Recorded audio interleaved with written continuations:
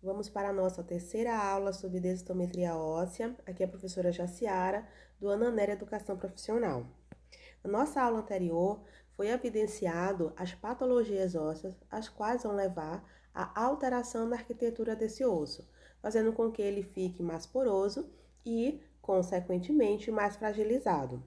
As patologias comentadas foi osteopenia, que é o início da degradação da arquitetura óssea, e osteoporose, que já é o estágio mais avançado. A osteoporose, por sua vez, ela é classificada em dois tipos, primária e secundária. Então, a osteoporose, que é a descalcificação, acima de 25% da arquitetura do osso, ela é classificada em osteoporose primária e osteoporose secundária.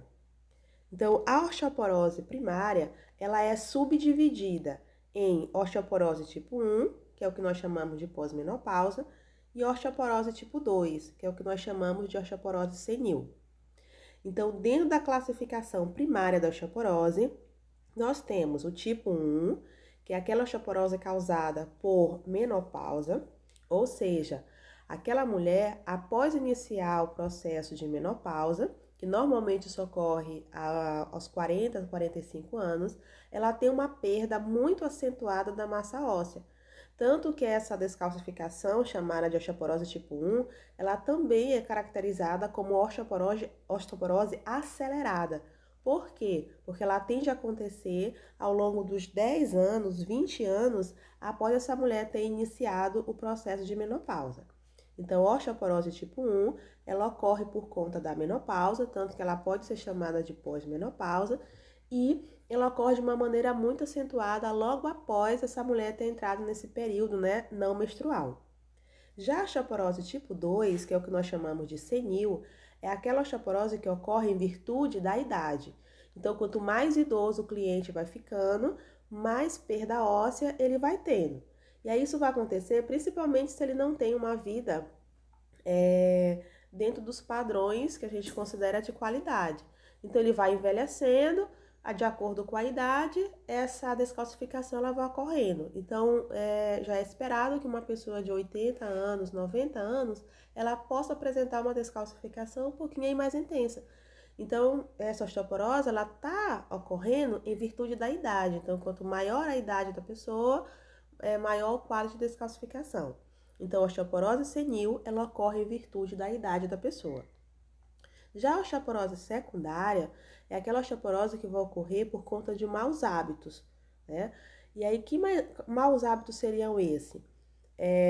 Automedicação, como já foi evidenciado, algumas medicações elas atrapalham na absorção de cálcio, e essa medicação em si, a principal que nós temos é o corticoide. Mas além disso, nós temos as medicações que são anti-inflamatórias, nós temos as medicações que são antibióticos, as quais elas também provocam descalcificações. Além disso, tem a questão do sedentarismo, alcoolismo, tabagismo. Então, todas vamos dizer assim, esses fatores, eles podem levar a descalcificações. E claro que essa descalcificação, ela poderia ser evitada. Então, é por isso que nós falamos que a osteoporose secundária, ela é chamada também aí de osteoporose que está vindo ocorrendo por conta de maus hábitos, tá? Então, não se esqueçam que a osteoporose ela é classificada em primária e secundária, que por sua vez a primária ela é subdividida em tipo 1 e tipo 2. E já que estamos falando de descalcificação, é nítido que como esse osso ele vai ficar mais fragilizado, vai ocorrer o processo de fratura, ou melhor dizendo, pode ocorrer o processo de fratura. E quais são os principais pontos onde essa fratura inicialmente pode ocorrer? Então, são justamente a coluna lombar, a anatomia do fêmur, principalmente a região proximal, a nível de colo de fêmur e punho. Então, como já foi evidenciado nas nossas aulas anteriores, nós vimos que esses três pontos, eles tendem a ter uma perda de massa óssea mais acentuada. Então, esses três pontos são, normalmente, os pontos onde onde ocorre com mais frequência os processos de fratura. O público-alvo para a realização da densitometria óssea são justamente o público de maior idade. Mas, como foi evidenciado, esse exame, ele pode sim ser realizado em pessoas mais jovens, desde que realmente tenha, né, uma indicação para que isso possa estar ocorrendo. Então, esse exame ele deve ser realizado em mulheres com idade superior a 50 anos, tá? E homens com idade superior aos 70. Então, a partir dos 50 anos, a partir dos 70 anos, todas as mulheres e todos os homens, eles são convidados a realizar a densitometria óssea. E é um exame que nós vamos estar fazendo de uma maneira anual, tá? E vamos dizer assim, que voltado principalmente para o público de maior idade, não vamos esquecer isso.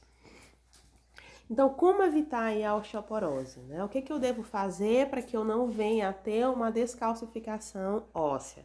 Fazer refeições ricas em vitamina D, tá? E em cálcio. Então, a vitamina D, nós sabemos que é difícil a gente adquirir com alimentos. Mas nós temos uma fonte natural de vitamina, né? Da vitamina D, que é o sol. Então, a partir do momento que os raios solares, eles entram em contato com o nosso corpo, nós temos uma vitamina que é chamada de vitamina K e ela se transforma em vitamina D. Então, vamos pegar aí, mesmo que seja 15 minutinhos de sol todos os dias, tá? E as refeições que são ricas em cálcio são principalmente as hortaliças, essas hortaliças que elas são mais escurecidas, tá? Então ela tem muito cálcio, tem muito ferro, assim também como os alimentos que são provenientes do leite, tá? Só que na nossa fase adulta, a gente absorve bem pouco esse cálcio. Então, por isso que é interessante ter uma alimentação bem balanceada a nível de todos os minerais. Fazer atividades físicas regularmente. E aí a atividade física ela vai servir para fortalecer a arquitetura óssea, além de permitir uma melhor distribuição dos sais minerais.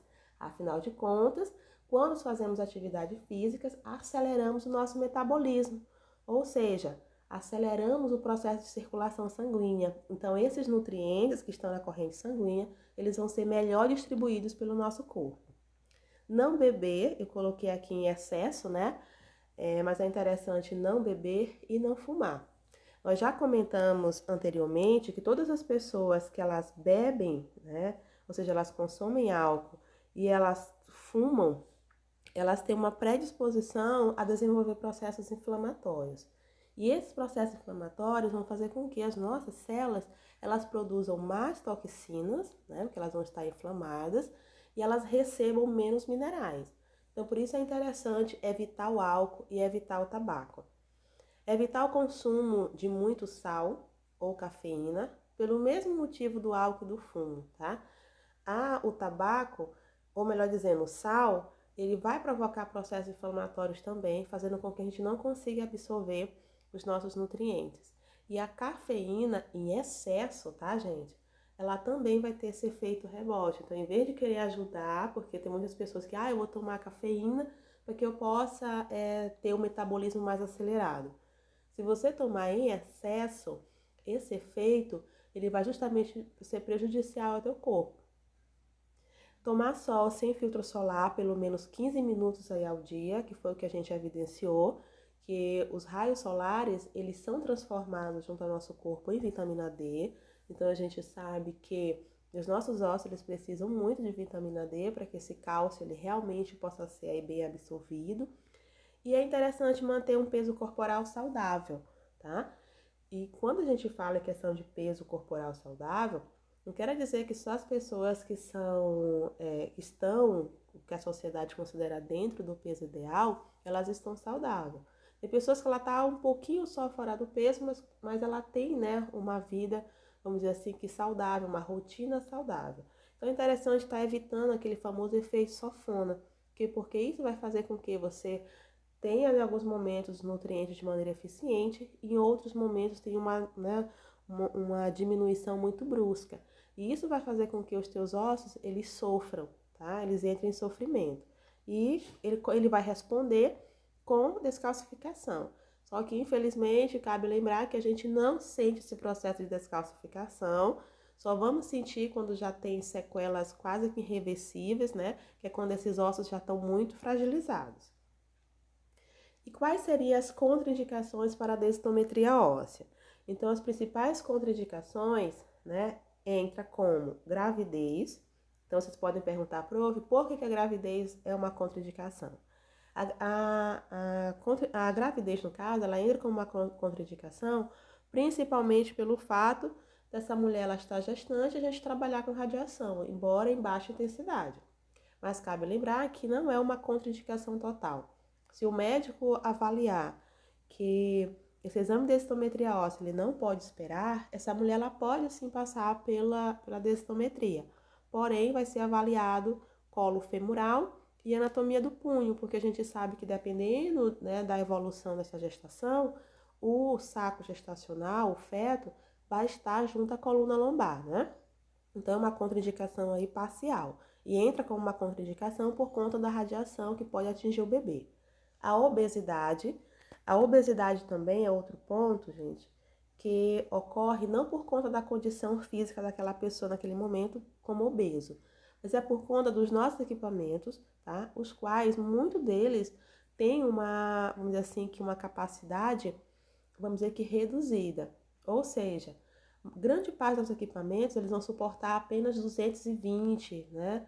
250 quilos.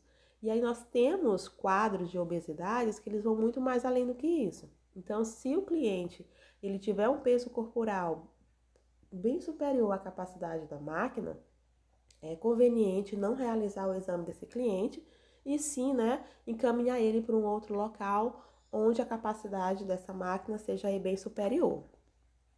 Impossibilidade de decúbito, então todos aqueles clientes que eles têm dificuldade, né, ou então que eles não podem deitar, a gente tem que montar um protocolo específico para ele do tipo, né, que possa ser melhor avaliado essa estrutura dele, só que, infelizmente, se ele não conseguir deitar 100%, ali tem aquele decúbito certinho, e aí eu coloquei aqui o decúbito, mas entra como todas as formas de decúbito. Por quê? Porque às vezes a gente não consegue colocar o cliente em decúbito dorsal, que é a posição padrão, mas ele consegue ficar decúbito lateral, decúbito ventral, né, decúbito oblíquo.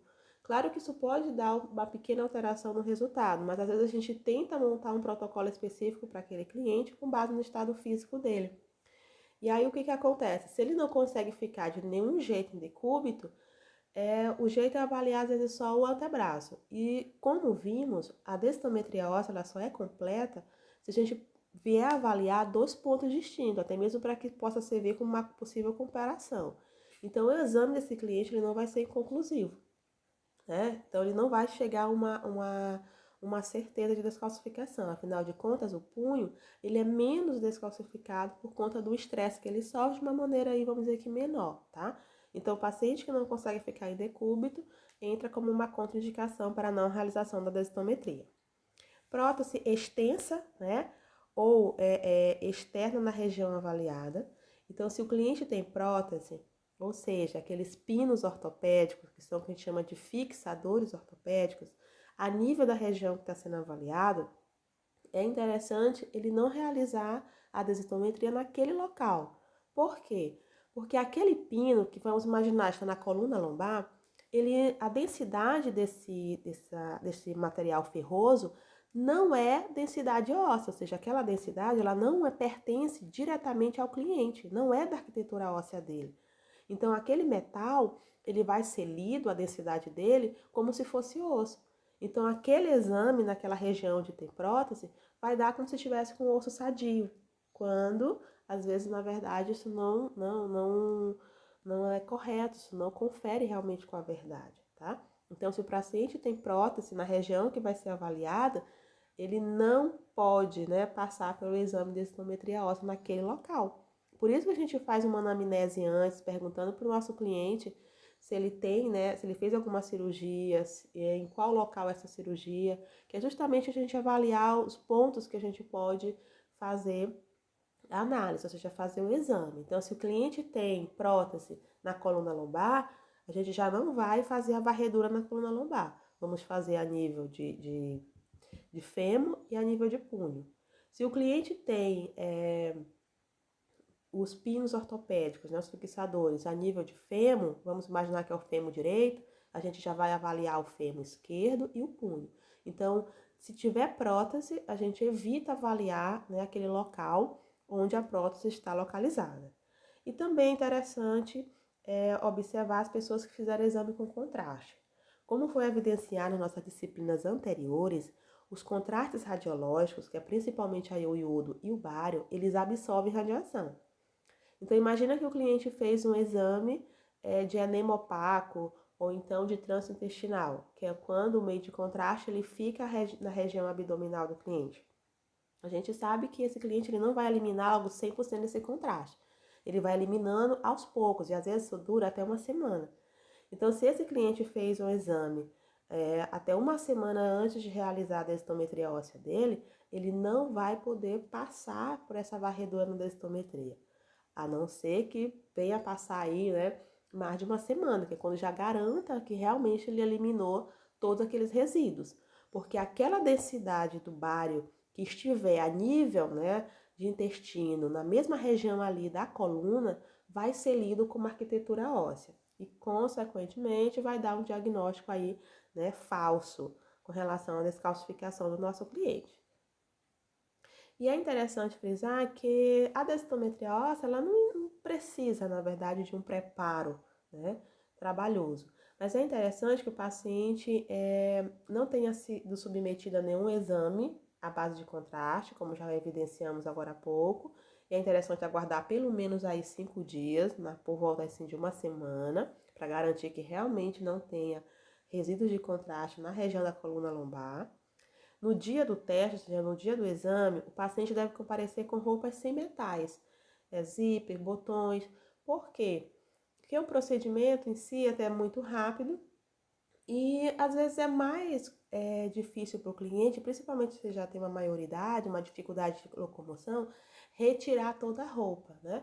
Mas claro que se ele chegar com esses acessórios, não tem problema nenhum, a gente vai fornecer para ele o avental, né, padrão, tudo direitinho. Mas em si o ideal é que ele já chegue com roupa sem metal, porque assim a gente já faz o processo de varredura ele com a roupa natural dele. E o resultado da densitometria óssea. Então, como foi enfatizado nas aulas anteriores, a densitometria óssea ela é um exame que, por si só, o equipamento já emite o laudo, ou seja, ele já determina a patologia que o cliente tem. Só que, claro, precisa de um médico para carimbar, que é para, vamos dizer assim, que formar para dar aquele laudo uma veracidade, tá? Então, o resultado da densitometria óssea será dado em desvio padrão, que é o famoso DP. O que significa esse desvio padrão? Descalcificação, tá? O qual representa o grau de descalcificação da arquitetura óssea. Então, o resultado da densitometria óssea vai ser dado em DP, o que representa o nível, o grau, a quantidade de descalcificação. Os DPs, eles serão classificados em duas categorias, ou seja, os desvios padrões, ou seja, o resultado dos exames, né? Eles serão dados em dois tipos de categoria, o Z-score e o T-score, tá? Então, a gente pode falar Z-score, score Z, T-score, score T, tanto faz, a inversão, né? Não vai interferir. Então, o que acontece? Todas as vezes que a gente vai avaliar vamos dizer assim, que indivíduos que são jovens, que não estão dentro da área, vamos dizer assim, que de risco para uma possível descalcificação, ou pelo menos não era para estar, que são aquelas pessoas que têm menos de 50 anos, nós vamos avaliar, né, vamos fazer o exame deles dentro do protocolo de Z-Score. Então, lá no nosso equipamento, na hora que a gente está cadastrando o nosso cliente, nós vamos indicar que ele tem uma idade, vamos imaginar, de 40 anos. Então, na idade de 40 anos, não é esperado que esse cliente já tenha uma descalcificação muito grande, né? A gente combinou que a densitometria óssea deve ser realizada em mulheres acima dos 50 e homens acima dos 70, né? Então, quando eu atender uma pessoa mais jovem, eu vou colocar lá no sistema, lá no computador, que esse cliente ele vai ser avaliado com base no protocolo do Z-Score, porque é um protocolo voltado para pessoas jovens, tá? E quando eu atender aquela pessoa que está dentro da área de risco, ou seja, as pessoas que estão com a idade indicada para fazer o exame, que são mulheres acima dos 50 e homens acima dos 70, eu vou colocar lá o cadastro dele e vou informar para o meu cliente que o protocolo a ser utilizado para fazer a análise do exame é o protocolo do T-score, que é justamente aquelas pessoas que estão dentro da idade, né, indicada para realizar o exame. Então, o resultado da densitometria óssea, ela vai ser dada em duas categorias de desvio. O Z-score, que é quando a gente faz a análise para dar o resultado em pessoas, vamos dizer que jovens, e o T-score, que é quando nós vamos avaliar aquelas pessoas que já estão dentro da idade indicada para fazer o exame. Então, o resultado da densitometria óssea com base no score Z, né? Ou Z-score, tanto faz. Tomado como referência a densidade mineral óssea média esperada para indivíduos jovens. Então, lembramos que o Z-score, ele serve para fazer análise, ele serve para fazer análise em pessoas, né, em indivíduos jovens, ou seja, aquelas pessoas que não estão diretamente dentro da área de risco para descalcificações. E aí o resultado, ele vai ser dado como? Lembramos que aqui, todos os resultados, se vocês observarem, eles vão ser negativos.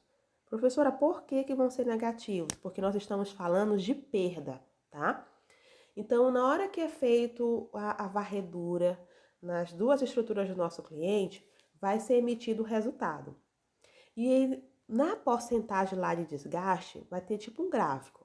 Então, se der até -1 de descalcificação, esse cliente, ele tá com o nível normal da arquitetura óssea. Então, lembramos.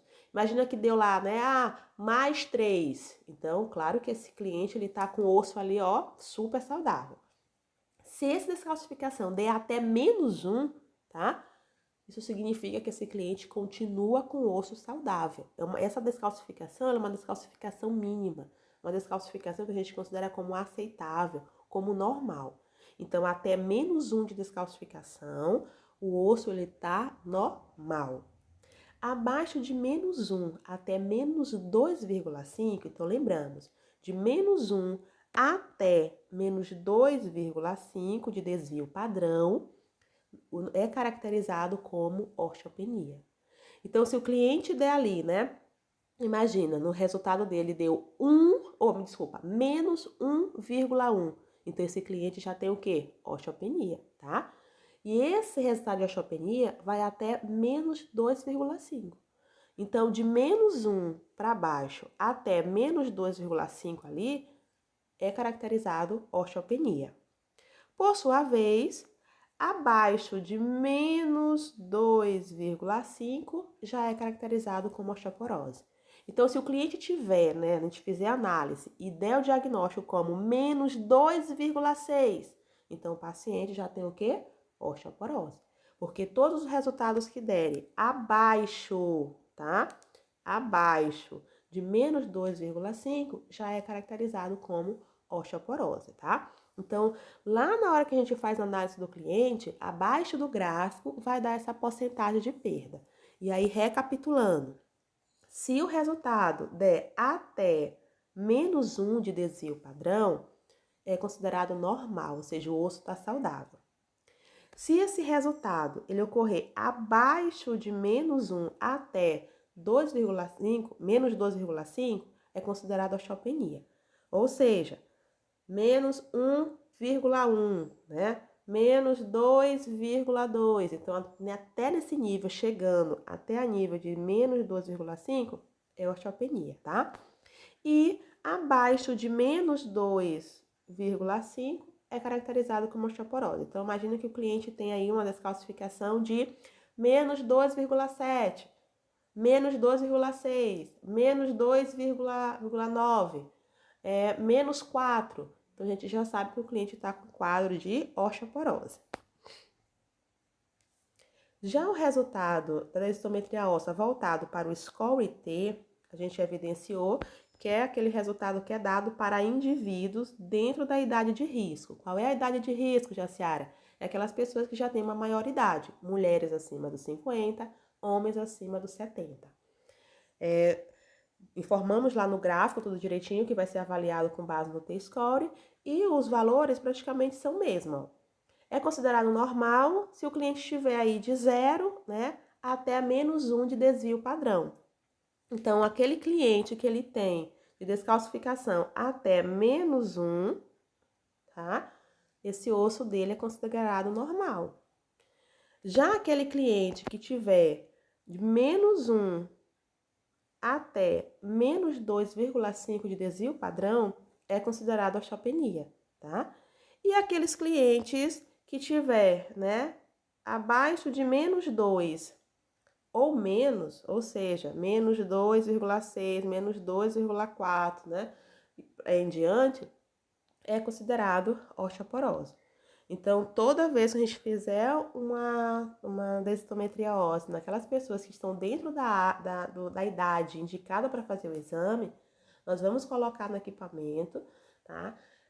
A informação que deve ser avaliado com base no score Z, ou desculpa, no score T, tá? E aí é considerado normal quando a descalcificação der até -1.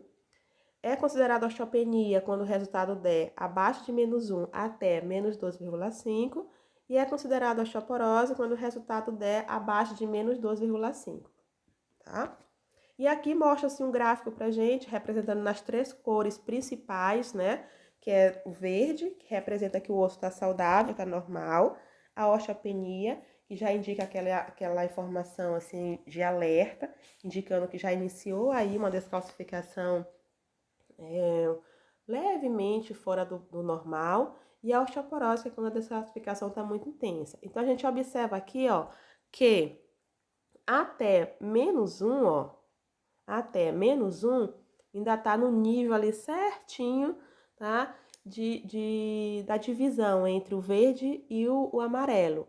Então, até -1, a descalcificação é considerada normal, tá? Então, esse osso, ele tá normal, embora ele já tá, né, querendo chegar na fase da osteopenia.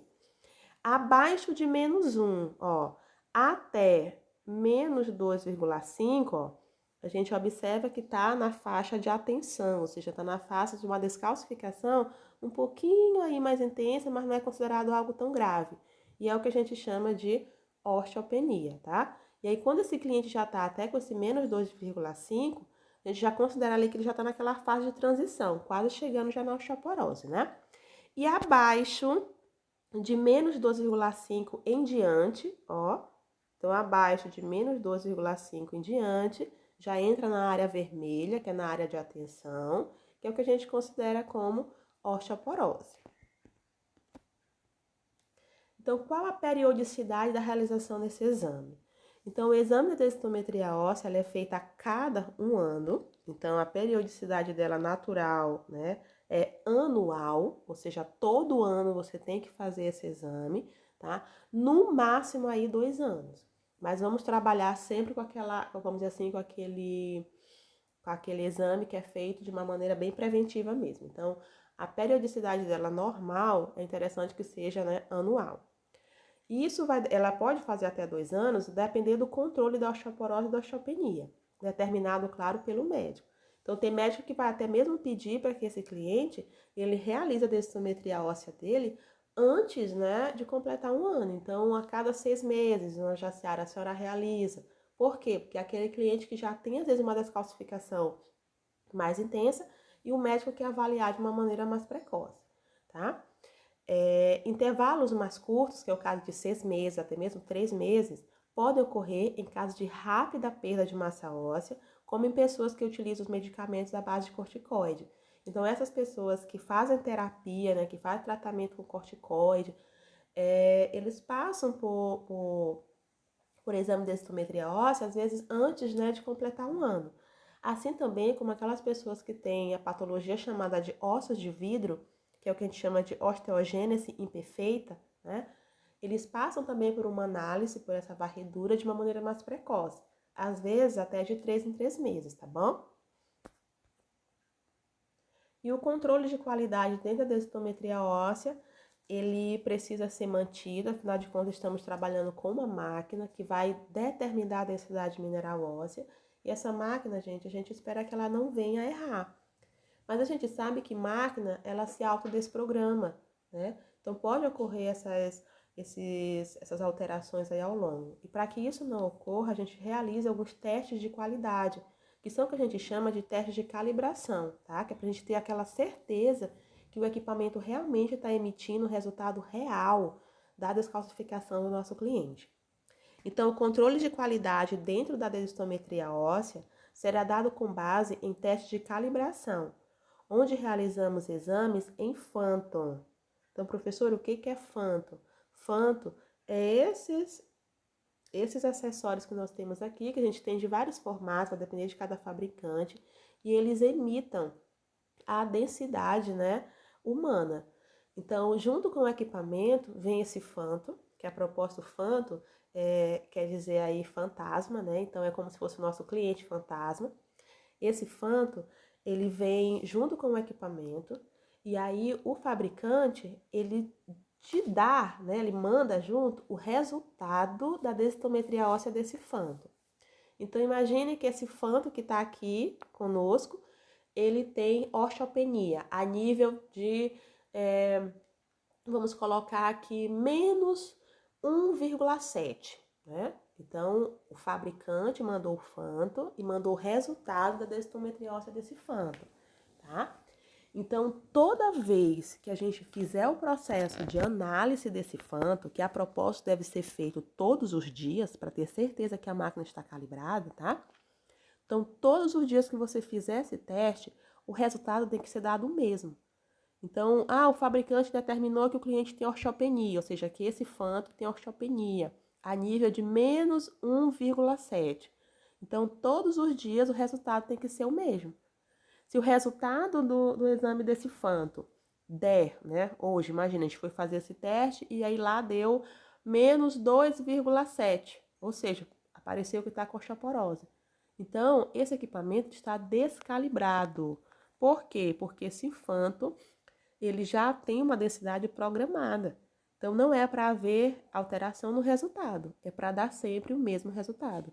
E assim a gente vai ter certeza que a máquina ela vai estar emitindo, né, o resultado real da descalcificação do nosso cliente. Então, a maneira que nós temos de garantir isso, que a máquina está fazendo a leitura correta, é fazendo o teste de calibração. E o teste de calibração é feito com o Phantom, onde nós fazemos a varredura nesse Phantom normal, como se fosse uma pessoa, e comparamos o resultado que a máquina dá com o resultado que o fabricante, né, deu. E aí, se tiver tudo ok, beleza, a gente começa a atender nossos clientes. Se tiver alterado o valor para mais ou para menos, é interessante chamar o pessoal da manutenção. E aí, turma, eu gostaria de propor para vocês, né, vamos dizer assim, um estudo mais intensivo sobre a densitometria óssea. É uma área maravilhosa, uma área muito boa, mas eu preciso que vocês, né, busquem mais, tá? Não fique só nisso que a gente comentou. E aí, caso venha a haver alguma dúvida, entre em contato comigo no nosso mural ou, né, através do WhatsApp.